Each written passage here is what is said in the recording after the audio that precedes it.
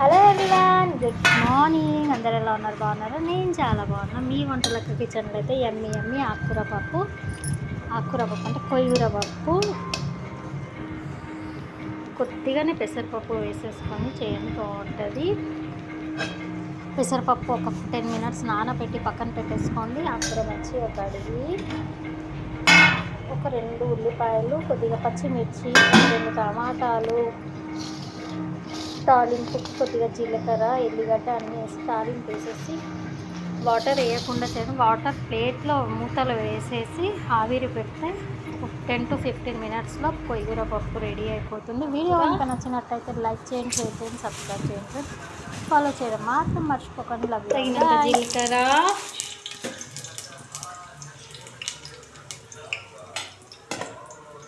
ఉల్లిగడ్డ, పచ్చిమిర్చి,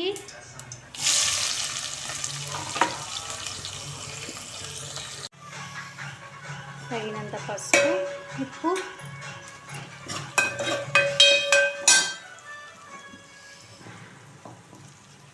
వెల్లుల్లి,